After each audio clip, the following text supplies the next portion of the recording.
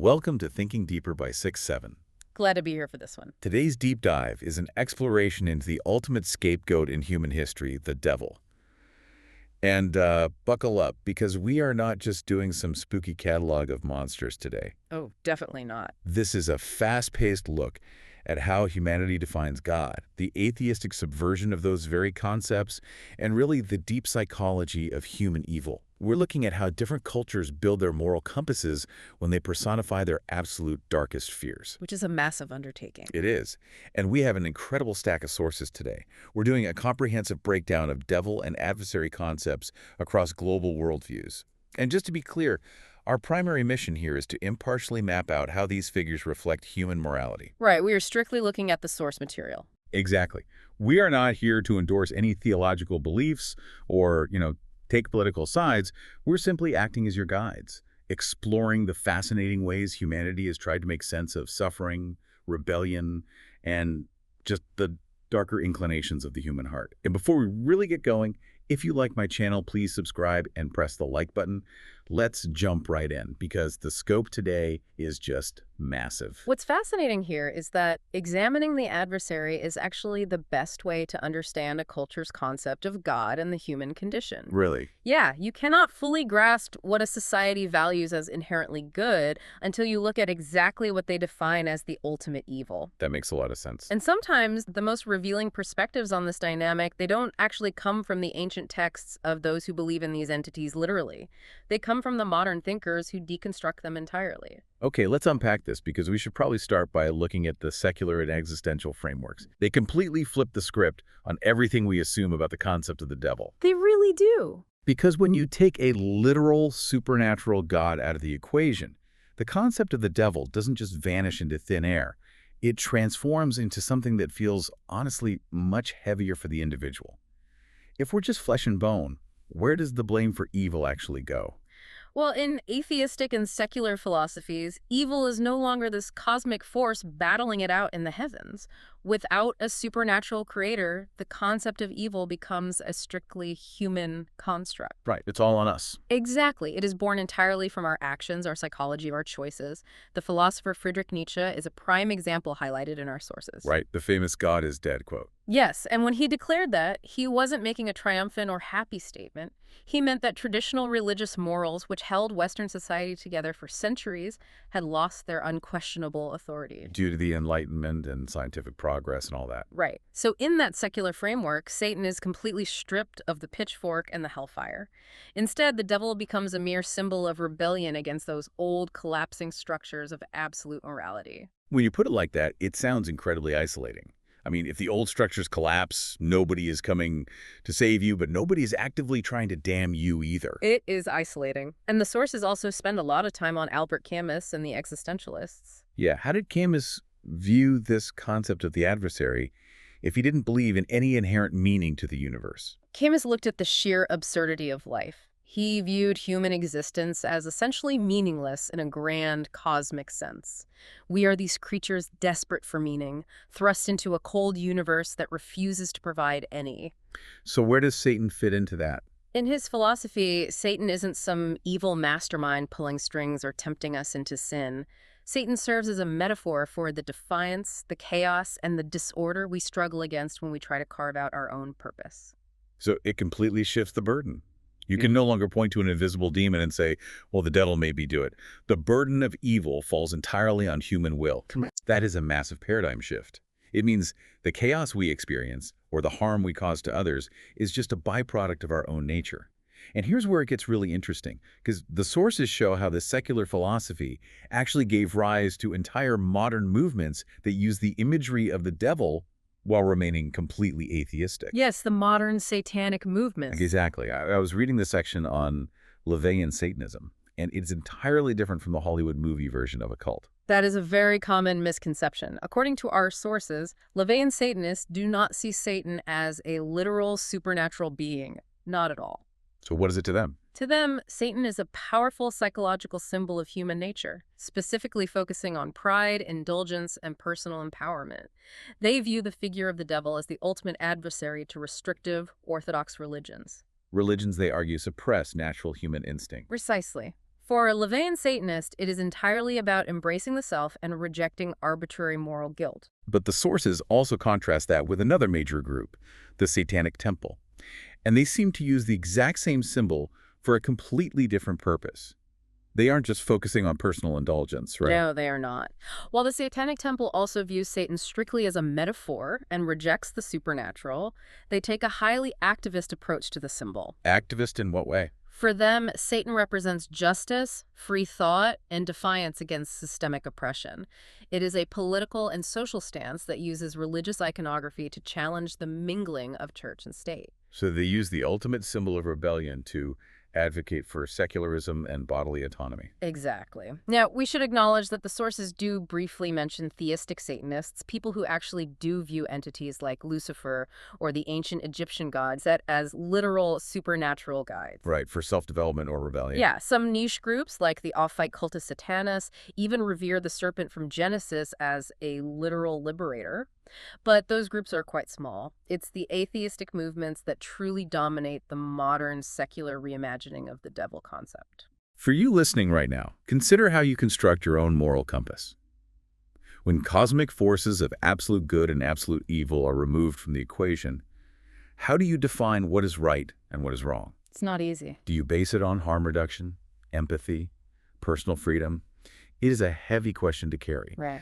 But to really understand how we got to this modern deconstruction, we have to look back at how the ultimate adversary evolved historically. I was looking through the notes on the Abrahamic traditions, and the early history of Judaism really caught my attention. The historical evolution there is incredibly clear, and it often surprises people. If we look at early Judaism, specifically before their historical exile in Babylon, there was no supernatural devil opposing God. Wait, really? Really. The ancient Jewish worldview saw Yahweh as the author of both good and evil. There simply wasn't any room in their theology for a cosmic adversary, because God encompassed absolutely everything, the blessings and the disasters. So if I were reading the earliest Hebrew texts, I wouldn't find a singular evil entity at all. I know the word ha-Satan is in there, but what did it actually mean if it wasn't a red guy with a pitchfork? The word Hasein in early Hebrew often just meant an obstacle or a human enemy in war. And when it was used to describe a specific celestial figure, like in the books of Job or Zechariah, it wasn't a monster. What was it? The Satan was simply a title. It translates to the accuser. Think of him as a divine prosecutor working within God's heavenly court. His job was to test human faith and report back, but he could only act with God's explicit permission. So he was an employee, not a rebel. Exactly. It wasn't until much later texts emerged that this changed. When we get to the Talmud and the mystic traditions of the Kabbalah, the concept expands. Let's pause on that for a second because the sources throw a lot of terminology around there. What exactly is the Kabbalah, and how did it change the concept of evil? Kabbalah is a stream of Jewish mysticism that developed much later, designed to explain the hidden, esoteric mechanics of the universe and the nature of God. In these mystical texts, we start seeing the devil take on distinct, independent roles. Like actual named entities? Yes. The texts introduce figures like Samael, who becomes an angel of death or severe tempter. They also introduce the concept of the Sitra Achra, which translates to the other side. The other side of what? It was a way to describe a parallel realm of impurity and demonic forces completely separate from holiness. We also see the rise of figures like Lilith, a demonic feminine entity. This was a massive evolution from the simple courtroom prosecutor. And that evolution seems to have paved the exact path for the dramatic shift we see in early Christianity. The sources point heavily to early Christian thinkers like St. Augustine, who really took these concepts and solidified the devil as the absolute personification of evil. He definitely cemented that view. It went from a divine prosecutor to a fallen angel who rebelled because he wanted to be equal to God. The imagery in the Christian texts is just incredibly vivid. You have the serpent in the Garden of Eden, which gets retroactively identified as Satan. You have the name Lucifer, which actually means morning star. And that specific name, Lucifer, ties back to a passage in the book of Isaiah about a fallen Babylonian king who tried to rise above God. Early Christians later reinterpreted that as the origin story of Satan falling from heaven. The descriptions just keep piling up in the New Testament. The devil is described as a tempter who disguises himself. The Apostle Paul warns he can appear as an angel of light. While the Apostle Peter describes him as a prowling lion looking for someone to devour. Right. And by the time you get to the book of Revelation at the end of the Bible, Satan's depicted as a massive, multi-headed dragon waging a cosmic war against the archangel Michael. And there's title used for him, the Prince of the Power of the Air, which implies he actively rules over the corrupt earthly systems and governments of the world. It is a full-blown cosmic war. It really is. If we connect this to the bigger picture, the Islamic perspective offers another fascinating divergence from that Christian narrative. In Islam, the devil is known as Iblis, or Shaitan, but unlike the Christian Lucifer, who is typically viewed as a fallen angel, Iblis belongs to a different class of beings altogether. Ooh, really? Yes, he is a jinn, a supernatural entity made of smokeless fire. And his rebellion was fundamentally different. It was not an attempt to overthrow God and take over heaven. Wait, so if he wasn't trying to take God's throne, what was his actual crime? Why was he cast out? It came down to pride regarding humanity. According to Islamic tradition, God created Adam out of clay and then commanded all the angels and Iblis to bow before this new creation. Iblis, out of sheer pride and arrogance, refused. Because of what he was made of? Yes. He argued that because he was made of superior fire, he should not have to bow to something made of common mud. So his rebellion was essentially against the elevation of humanity, rather than a military coup against God.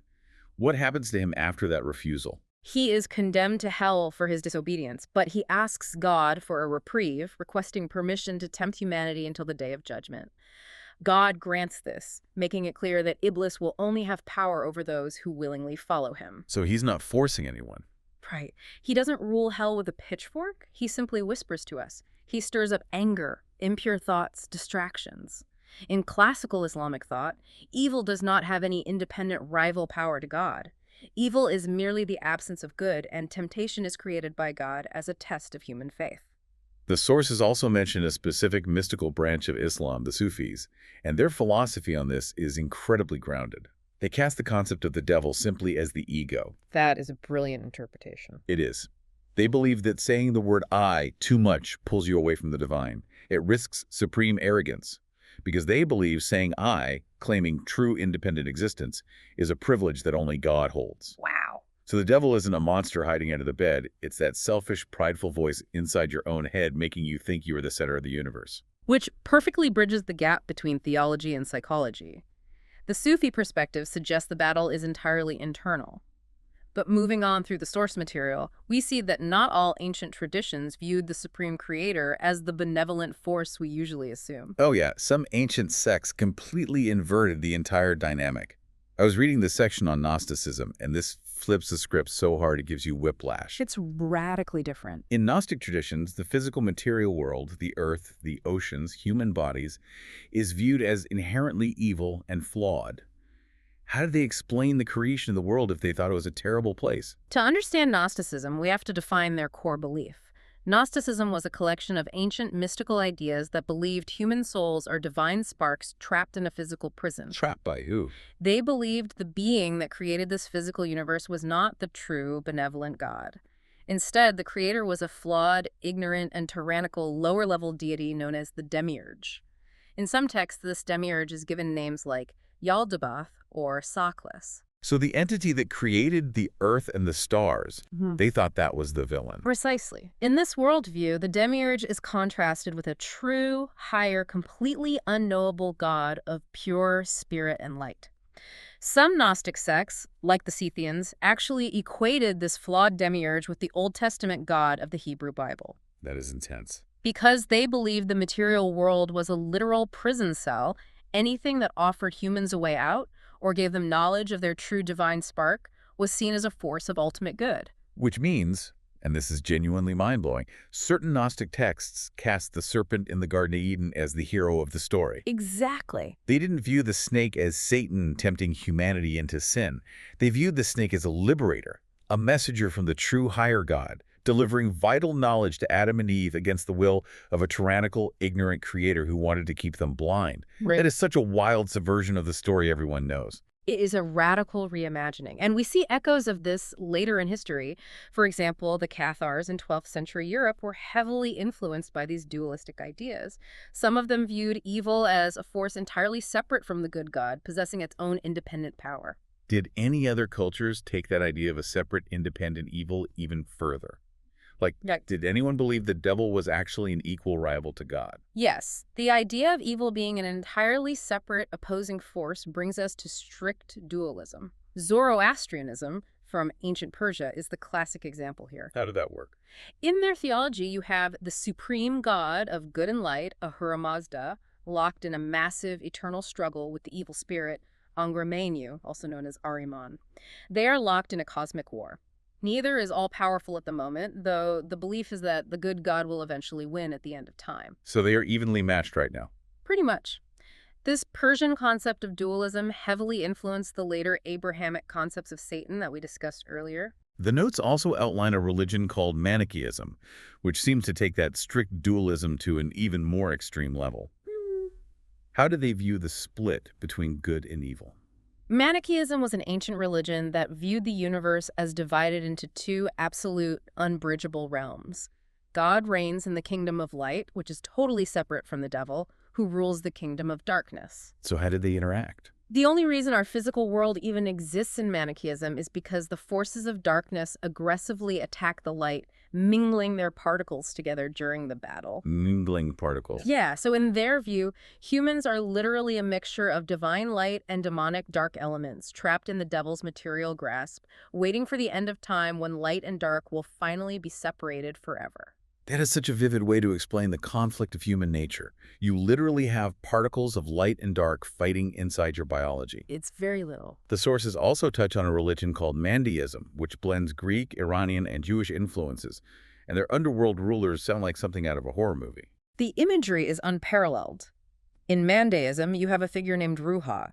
She was once part of the world of light, but rebelled and fell into darkness, becoming the queen of the underworld, or Sheol. She is described in the texts as a deceitful sorceress who embodies pure chaos and lust. And she doesn't rule alone. The texts say she teams up with a massive dragon-like being named sometimes equated with Leviathan, to create the planets and the zodiac. Yes, the planets. And they actually viewed the planets in the zodiac as oppressive demonic forces designed to trap human souls in the physical realm. It's all about trapping the soul. The Mandean underworld is just packed with nightmares. Vampire-like beings, demons, hobgoblins, and at the very bottom of this abyss sits Krun. Krun is the mightiest infernal lord, and the sources describe him not as a person, but literally as a terrifying, ominous mountain of flesh, just a sprawling mass of biological horror. This raises an important question, though. When we look at all these terrifying external monsters, the multi-headed dragons, the mountains of flesh, the fiery jinns, are they really external threats, or are they just dramatic personifications of our own internal struggle? It's a blurry line. It is, because many Eastern traditions view the adversary entirely as an internal psychological obstacle. I was wondering about that. How do traditions like Buddhism or Sikhism handle the concept of a devil? Is there a big bad guy in their texts? In Buddhism, there isn't a Satan in the Christian sense, but there is a figure named Mara. Mara is a celestial being who embodies desire, darkness, death, and illusion. The one who tempted the Buddha, right? Yes, the famous story is that when the Buddha was sitting beneath the Bodhi tree on the verge of enlightenment, Mara tried to stop him.